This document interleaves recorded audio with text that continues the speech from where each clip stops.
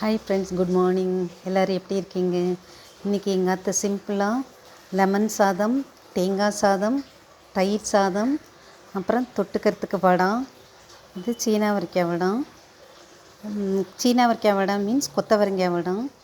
அதுக்கப்புறம் நெல்லிக்காய் ஊறுகாய் போட்டிருக்கேன். பெரிய நெல்லிக்காயை வாங்கி அலம்பி வச்சுட்டு தண்ணியை கொதிக்க வச்சுட்டு இந்த அலம்பின நெல்லிக்காயை அதில் போட்டு உப்பு மஞ்சப்பொடி போட்டு மூடி வச்சுட்டு ஒரு 10 நிமிஷம் கழித்தா அது நல்லா வெந்திருக்கும். ஒரு மாதிரி அதை கொட்டையெல்லாம் எடுத்து தனியாக வச்சுக்கணும். அப்புறம் வானலியில் கடுகு தாளிச்சிட்டு நல்லெண்ணெயில் பெருங்காயம் தாளிச்சிட்டு இந்த வெந்த நெல்லிக்காயை அதில் போட்டு கிளறி கொஞ்சம் கடுகு வெந்தயம் ரெண்டையும் வறுத்து பொடி செஞ்சு வச்சுக்கணும்.